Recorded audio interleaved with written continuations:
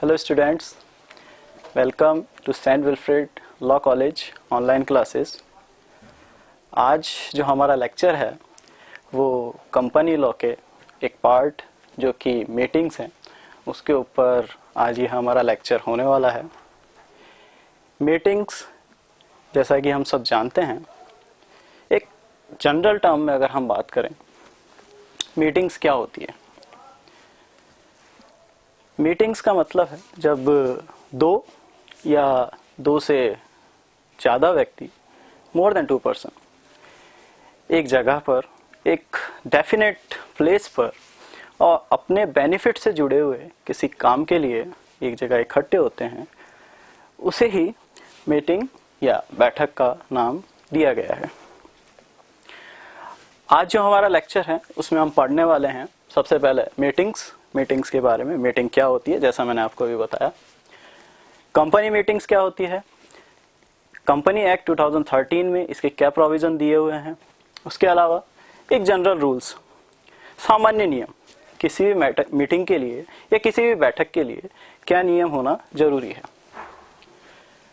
जैसा मैंने आपको कहा कि 2 and more than 2 person, but यहां पर हमने लिखा है 1 मैन मीटिंग के बारे में भी, मतलब एक अकेला व्यक्ति भी मीटिंग कर सकता है, ऐसा भी पॉसिबल है।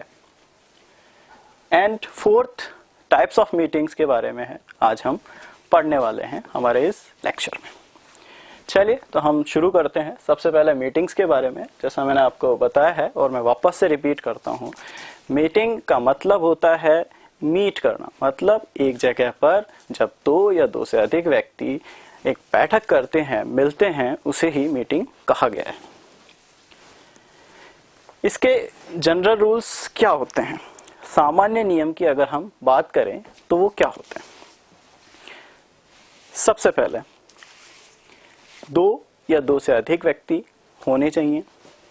दूसरा, मीटिंग के लिए एक जो जगह है वो पहले से डिसाइड की जानी चाहिए, मतलब जो प्लेस है वो आपका ऑलरेडी डिसाइडेड होना चाहिए। उस मीटिंग का टाइम जो आपका है वो डिसाइड होना चाहिए। मीटिंग को, जैसा मैंने कहा, 2 या 2 से अधिक लोग हैं तो मीटिंग को कोई भी पार्टी ऑर्गेनाइज कर सकती है, दोनों में से कोई भी पार्टी ऑर्गेनाइज कर सकती है। मीटिंग के लिए एक चेयरमैन या एक चेयरपर्सन का होना जरूरी है जो उस मीटिंग को लीड करेगा।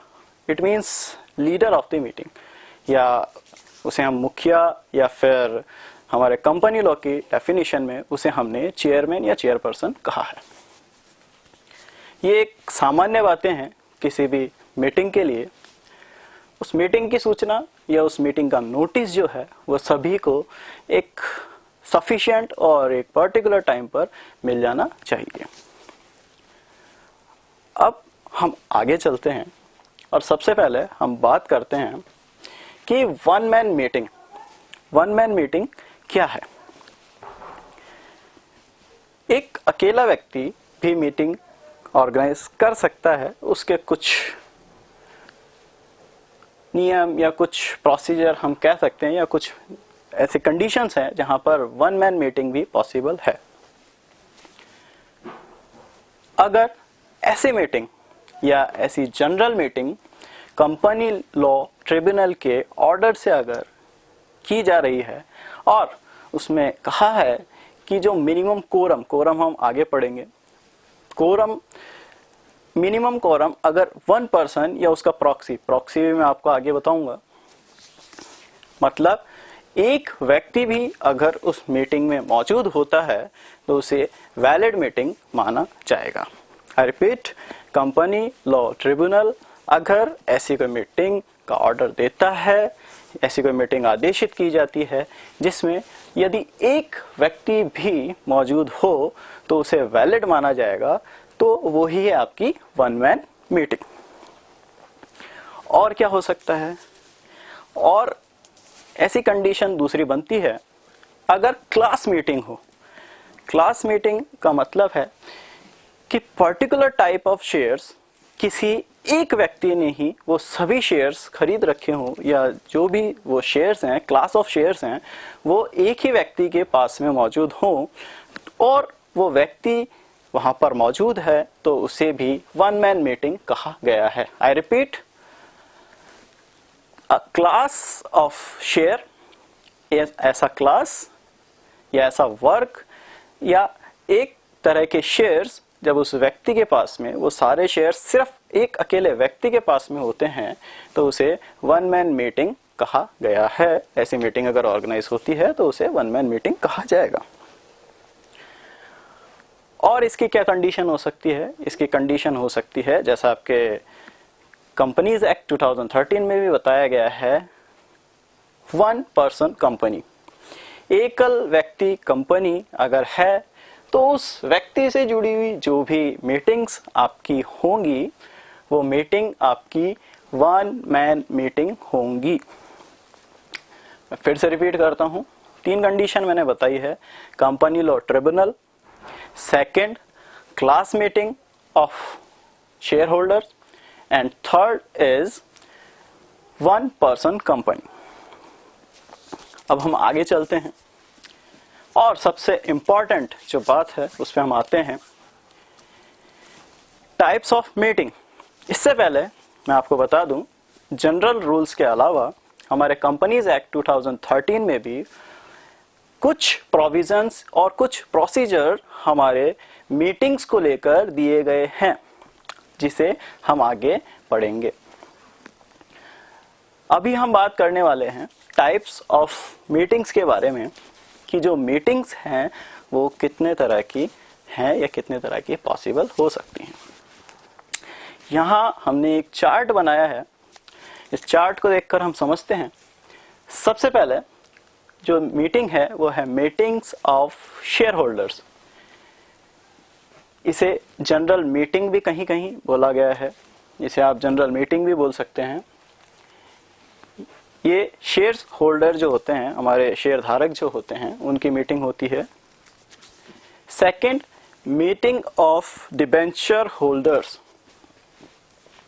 ऋण पत्रधारी या डिबेंचर होल्डर्स की जो मीटिंग है वो उसकी सेकंड टाइप ऑफ मीटिंग है।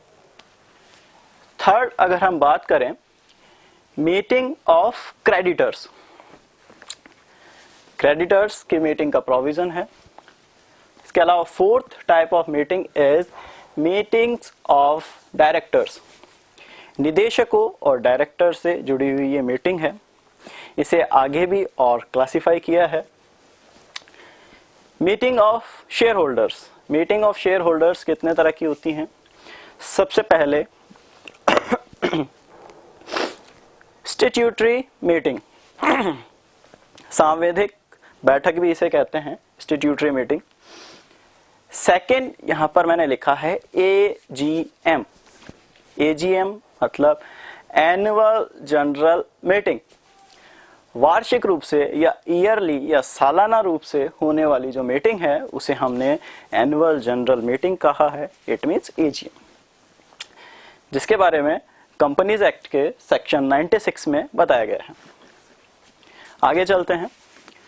Third type of general meeting is EGM, EGM extra ordinary general meeting, जिसके बारे में कंपनीज एक्ट के सेक्शन 100 में बताया गया है। And the fourth is class meeting, जिसे कंपनीज एक्ट 2013 के सेक्शन 48 में बताया गया है। फिर से रिपीट करते हैं, meeting of share holders 4 types की हैं, statutory meeting, annual general meeting, extra ordinary general meeting and class meeting. इसके अलावा जो डायरेक्टर्स मीटिंग है उसे भी हमने 2 पार्ट में क्लासिफाई किया है। The first is board meeting, board of directors की जो मीटिंग है उसे हमने बोर्ड मीटिंग कहा है। And the second is committee और सब कमेटी मीटिंग्स। अब इनके बारे में हम डिटेल से पढ़ते हैं। सबसे पहले मीटिंग ऑफ शेयर होल्डर्स या जनरल मीटिंग। कंपनी के जो शेयर होल्डर्स होते हैं उनसे जुड़ी हुई meeting meetings of share holder है, और उसमें सबसे पहला नाम है स्टैट्यूटरी मीटिंग का।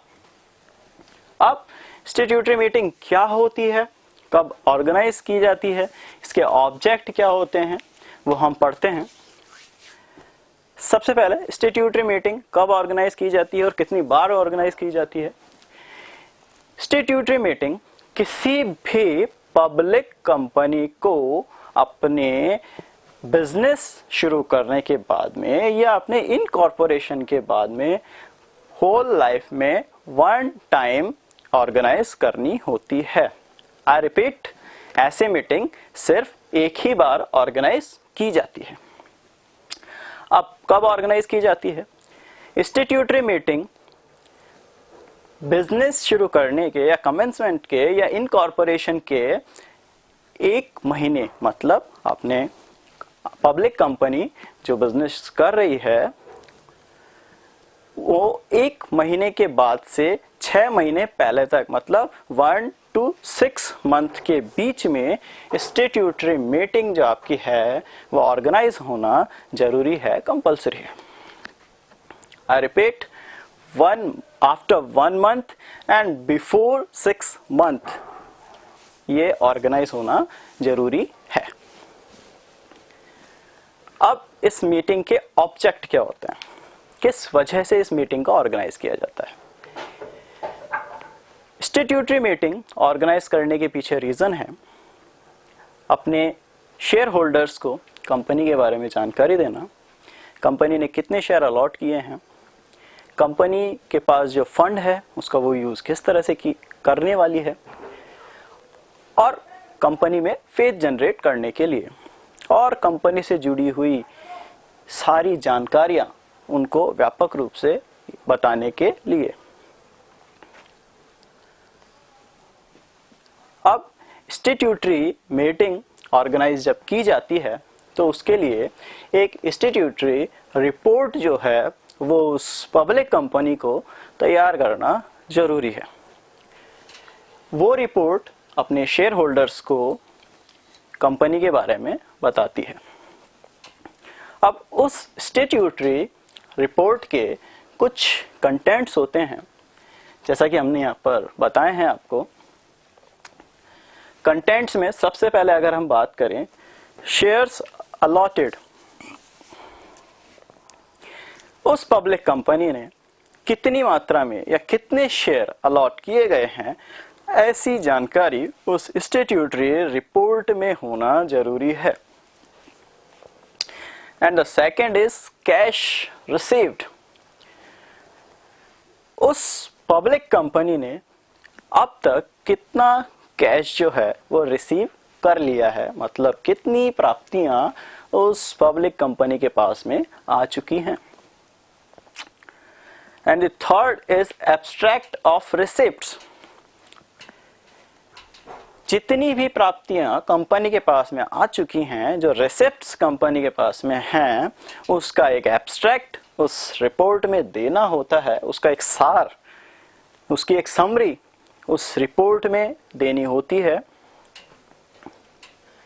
And the next is details of directors, details of chairperson या detail of other important persons, वो भी एक पब्लिक कंपनी को उस स्टैट्यूटरी रिपोर्ट में देना जरूरी है। For example their name, address, numbers etcetera and designation. Contracts, उस पब्लिक कंपनी ने किस तरह के कॉन्ट्रैक्ट या क्या कॉन्ट्रैक्ट किए हैं, किस तरह की संविधाएं उस कंपनी ने निर्मित की हैं, उसकी भी जानकारी उस स्टैट्यूटरी रिपोर्ट में देना जरूरी होता है। And the next is arrears of calls, company ने रिसिप्ट्स के बारे में बता दिया, कंपनी ने अपनी प्राप्तियों के बारे में बता दिया, तो कंपनी को उसके एरियर के बारे में भी बताना होगा कि कंपनी का कितना पैसा अभी बकाया है। Arrears of calls. And the last is commission और ब्रोकरेज। कंपनी को कितना कमीशन और कितना ब्रोकरेज जो है डिस्ट्रीब्यूट करना है, वो भी जानकारी उस स्टैट्यूटरी रिपोर्ट में दी जाती है। उस स्टैट्यूटरी रिपोर्ट को तैयार होने के बाद में उसका सर्टिफिकेशन किया जाता है, और जो सर्टिफिकेशन है उस रिपोर्ट का, वो मिनिमम 2 डायरेक्टर्स के द्वारा किया जाता है। आई रिपीट, उस स्टैट्यूटरी रिपोर्ट का सर्टिफिकेशन मिनिमम 2 डायरेक्टर्स के द्वारा किया जाता है, जिसमें से एक डायरेक्टर आपका इंडिपेंडेंट डायरेक्टर होगा। एंड आगे चलते हैं। नोटिस, स्टैट्यूटरी मीटिंग के लिए या स्टैट्यूटरी मीटिंग ऑर्गेनाइज करने के लिए कितने समय पहले नोटिस दिया जाना जरूरी है? बिफोर 21 डेज, जैसा हमने यहाँ पर लिखा है, 21 दिन न्यूनतम, मिनिमम 21 डेज के पहले वो जो मीटिंग कंपनी ऑर्गेनाइज करने वाली है उसका नोटिस, उसकी जानकारी जो है उसके सभी शेयर होल्डर्स के पास में चली जानी चाहिए। Statutory meeting, I hope you understand. मैं आशा करता हूँ आप स्टैट्यूटरी मीटिंग समझ चुके हैं। अब हम आगे चलते हैं। The second is AGM, annual general meeting, जिसे कंपनी के सेक्शन नंबर 96 में समझाया गया है। एनुअल जनरल मीटिंग वार्षिक रूप से होने वाली मीटिंग है।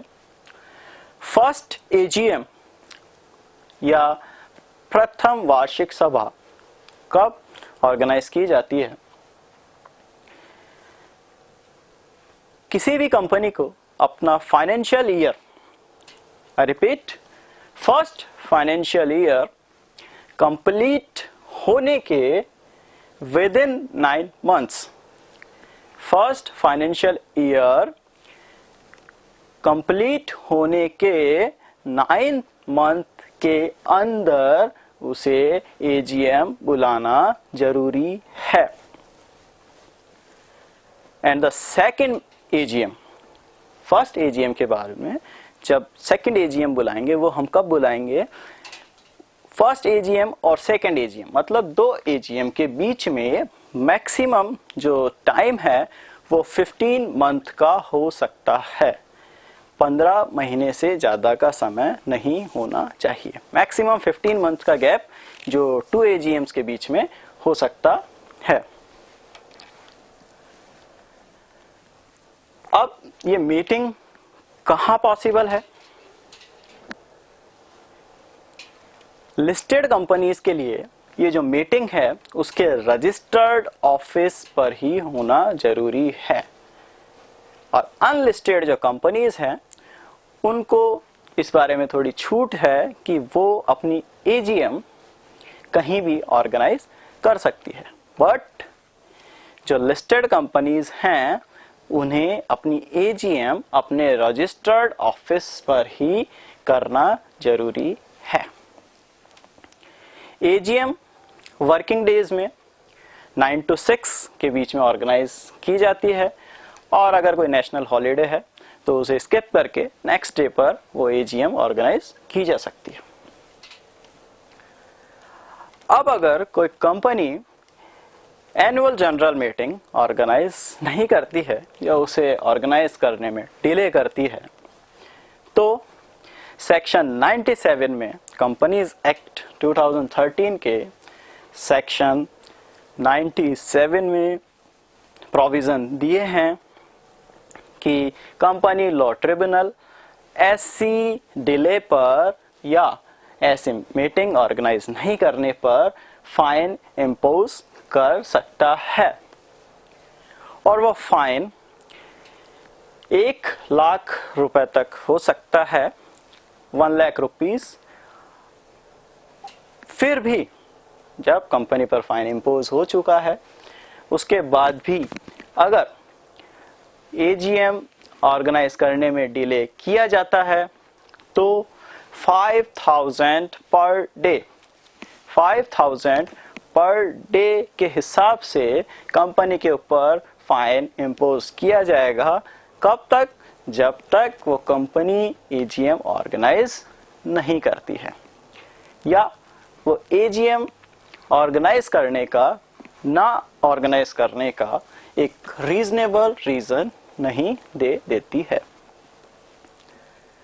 अब एजीएम में किस तरह के वर्क किए जाते हैं या किस तरह के काम के लिए एक एजीएम जो है ऑर्गेनाइज की जाती है।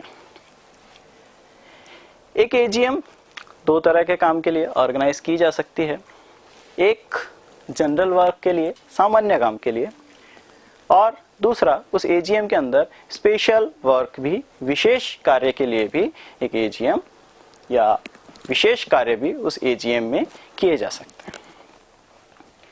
सामान्य या general work, it means retirement of director and issue of sharing. Special सामान्य काम में कंपनी से जुड़े हुए जो भी जनरल जो वर्क हैं, रिटायरमेंट हुआ, अपॉइंटमेंट हुआ और जो जनरल डिस्कशन है वो होते हैं। स्पेशल वर्क के अंदर फॉर एग्जांपल कंपनी के आर्टिकल या मेमोरेंडम से जुड़े हुए कंपनी में कोई बदलाव करने हैं, कंपनी के रिपीट आर्टिकल मेमोरेंडम से जुड़े या शेयर कैपिटल से जुड़ी हुई कोई बात है, वो स्पेशल वर्क की डेफिनेशन में आती है। एजीएम में जब भी स्पेशल वर्क या एक विशेष कार्य होना होगा तब कंपनी को एक एक्सप्लेनेटरी स्टेटमेंट जो है वो शेयर होल्डर्स को अवेलेबल करवाना होगा। आई रिपीट, एक एक्सप्लेनेटरी स्टेटमेंट उस कंपनी को अपने शेयर होल्डर्स को अवेलेबल करवाना होगा। अब उस एक्सप्लेनेटरी स्टेटमेंट में क्या हो सकता है ये हम आगे जब कंपनी की मीटिंग से जुड़े हुए प्रोसीजर हम पढ़ेंगे तो उसमें मैं आपको डिटेल से बताऊंगा। अब हम आगे चलते हैं। Third type of general meeting और third type of share holders meeting is EGM, extraordinary general meeting, जिसके बारे में कंपनीज एक्ट 2013 के सेक्शन 100 में बताया गया है। अब EGM क्या होती है, कितने टाइम के नोटिस पे ऑर्गेनाइज की जाती है, कब तक ऑर्गेनाइज की जानी चाहिए, इसका पर्पस क्या होता है, etcetera. First of all, EGM special conditions में या इमरजेंसी में ऑर्गेनाइज की जाती है जब दो AGM के बीच में या हम यूं कह सकते हैं जब हम आने वाली एनुअल जनरल मीटिंग का वेट नहीं कर सकते हैं तब एक EGM ऑर्गेनाइज की जाती है। इट मीन्स दो AGM के बीच में EGM मतलब extraordinary general meeting organise की जाती है। अब ऐसे प्रोविजन क्या हो सकते हैं? कंपनी को अपने आर्टिकल से जुड़ी हुई बातों में कुछ बदलाव करना है, उसमें कुछ रेक्टिफिकेशन करना है, कंपनी का मर्जर होना है, या कंपनी को अपनी शेयर कैपिटल से रिलेटेड या शेयर कैपिटल में कुछ चेंज करना है, उस समय पर एक EGM बुलाना जरूरी हो जाता है, जिसके लिए हम AGM का वेट नहीं कर सकते हैं। उस कंडीशन में EGM बुलाई जाती है। EGM के लिए भी जो नोटिस पीरियड है, जो शेयर होल्डर्स को इंफॉर्मेशन देने का टाइम है, वो भी मिनिमम 21 डेज है। इट मीन्स कम से कम 21 दिन पहले उन शेयर होल्डर्स को EGM के बारे में जानकारी होनी चाहिए। अब EGM कब ऑर्गेनाइज की जानी चाहिए? ईजीएम के बारे में जो नोटिस दिया गया है, मैक्सिमम 45 डेज में जब एक ईजीएम करनी है उसे मैक्सिमम 45 डेज के अंदर कर लेना चाहिए। आई रिपीट, 45 डेज के अंदर एक ईजीएम ऑर्गेनाइज हो जानी चाहिए, उससे ज़्यादा समय नहीं होना चाहिए। एक ईजीएम जब ऑर्गेनाइज करनी हो तो विद इन 45 डेज उसे ऑर्गेनाइज कर लिया जाना चाहिए। ईजीएम का पर्पस मैंने आपको बता ही दिया है कि कंपनी के आर्टिकल से जुड़े हुए, कंपनी के शेयर कैपिटल से जुड़े हुए, कंपनी के बोर्ड ऑफ डायरेक्टर से जुड़े हुए कोई मामले हों तब एक ईजीएम ऑर्गेनाइज की जाती है। ईजीएम एक स्पेशल वर्क के लिए ऑर्गेनाइज की जाती है। जैसा मैंने एजीएम में बताया था कि स्पेशल वर्क जब होता है तो कंपनी को एक्सप्लेनेटरी स्टेटमेंट जो है वो अवेलेबल अपने शेयर होल्डर्स को करवाना होता है। तो यहाँ भी कंपनी को अपने शेयर होल्डर्स को एक्सप्लेनेटरी स्टेटमेंट जो है वो अवेलेबल करवाना जरूरी है, जिसके बारे में कंपनीज एक्ट 2013 के सेक्शन 102 में बताया गया है। स्टैट्यूटरी मीटिंग, एजीएम और ईजीएम तीन के बारे में मैंने आपको बता दिया है। अब फोर्थ टाइप ऑफ मीटिंग जो है वो है class meeting. It means class meeting वर्ग विशेष से जुड़ी हुई मीटिंग है, जिसे सेक्शन 48 के अंदर बताया गया है। पर्टिकुलर टाइप ऑफ शेयर्स, एक निर्धारित तरह के शेयर होल्डर्स जो हैं उनकी जो मीटिंग होती है उसे ही क्लास मीटिंग कहा गया है। विशेष प्रकार के शेयर धारक जो होते हैं, जो स्पेशल टाइप ऑफ शेयर्स जिनके पास होते हैं, for example preference share holders की जो मीटिंग है उसे क्लास मीटिंग कहा है, जिसे कंपनीज एक्ट 2013 के सेक्शन 48 में बताया गया है। क्लास मीटिंग के प्रोविजन जो नोटिस से जुड़े हुए हैं वो सभी प्रोविजन जो हैं एजीएम और ईजीएम के तरह ही है।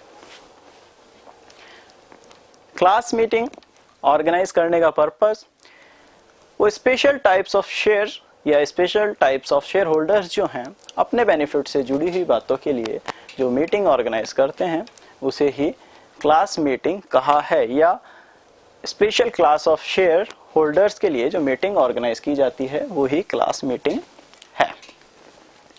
हम meeting of share holders complete कर चुके हैं। 4 तरह की मीटिंग मैंने आपको चारों बता दी है।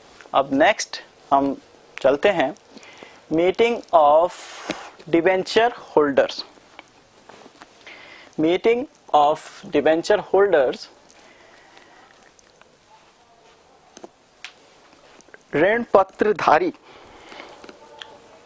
इनके लिए एक डिबेंचर ट्रस्ट डीड बनाई जाती है। डिबेंचर होल्डर्स के लिए, I repeat, debenture trust deed बनाई जाती है।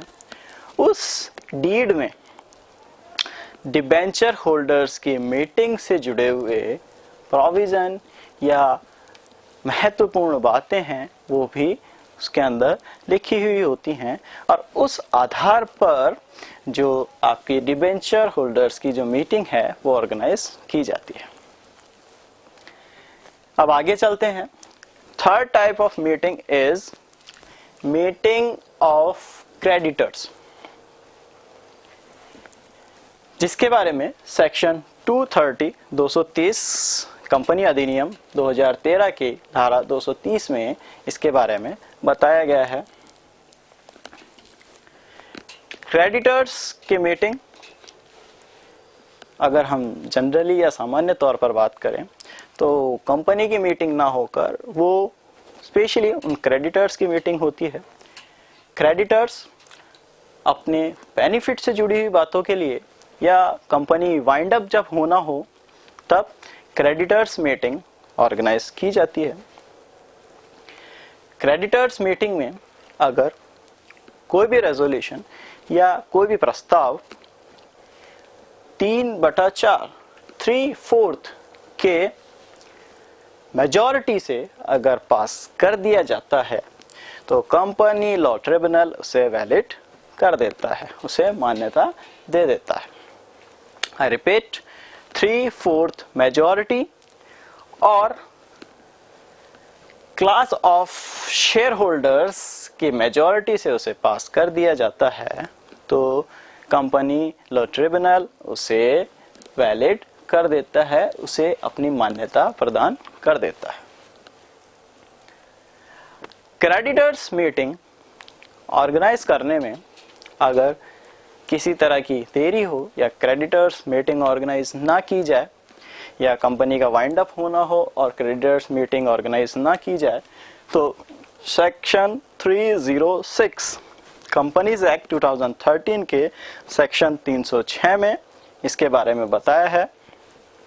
ये यहाँ पर जो है fine impose company law tribunal के द्वारा किया जाता है, जो फाइन 25,000 से लेकर 2 लाख रुपए तक हो सकता है और ये पीनल लायबिलिटी भी अराइज करता है जो कि 6 मंथ की जेल भी उस डायरेक्टर को हो सकती है जिसने ऐसा डिले किया है। अब हम आगे चलते हैं। And the fourth type is meeting of directors. Meeting of directors या निदेशकों की सभा 2 तरह की हो सकती हैं या 2 हो सकती हैं। पहली,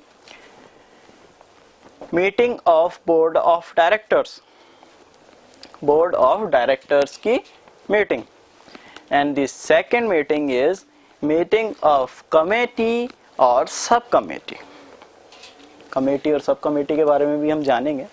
उससे पहले हम जानते हैं मीटिंग ऑफ डायरेक्टर्स जो कि कंपनीज एक्ट 2013 के सेक्शन 173 या 173 में बताया है। बोर्ड ऑफ मीटिंग या बोर्ड ऑफ डायरेक्टर्स मीटिंग क्या है, कब ऑर्गेनाइज की जाती है, किस तरह से ऑर्गेनाइज की जाती है, क्या इम्पोर्टेंस है, वो हम पढ़ते हैं। Meeting of board of directors. Company अपना बिजनेस शुरू करने के बाद में या इनकॉर्पोरेशन के बाद में विद इन 30 डेज 30 दिनों के अंदर first board of directors meeting हो जानी चाहिए। I repeat, with in 13 days 30 दिन के अंदर बोर्ड ऑफ डायरेक्टर्स के फर्स्ट मीटिंग हो जानी चाहिए। अब उस मीटिंग में किस तरह से काम किया जाता है, एक प्रस्ताव या रेजोल्यूशन के माध्यम से ही उस मीटिंग में कोई भी काम किया जाता है। मतलब सामूहिक रूप से एक ग्रुप रेजोल्यूशन जो है उन्हें रखना होता है, उस प्रस्ताव पर या उस रेजोल्यूशन पर वोटिंग होती है, उसके बाद मेजॉरिटी बेसिस पर उसे वैलिड किया जाता है। आई रिपीट, एक रेजोल्यूशन रखा जाता है, एक प्रस्ताव रखा जाता है, उसे पास किया जाता है बोर्ड ऑफ डायरेक्टर्स मीटिंग में, जो कि मेजॉरिटी बेसिस पर होता है। आगे हम मेजॉरिटी और माइनॉरिटी भी पढ़ेंगे कंपनीज एक्ट में। बोर्ड ऑफ डायरेक्टर्स की मीटिंग कुछ काम ऐसे होते हैं जिसे हमारे एजीएम में करना पॉसिबल नहीं है, उसके लिए बोर्ड ऑफ डायरेक्टर्स की मीटिंग ऑर्गेनाइज करना जरूरी है।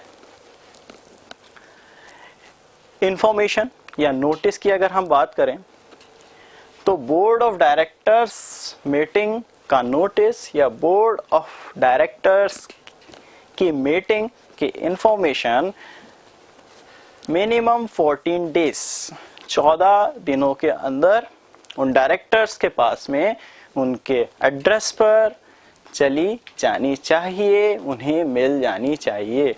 आई रिपीट, मिनिमम 14 दिन से कम समय नहीं होना चाहिए।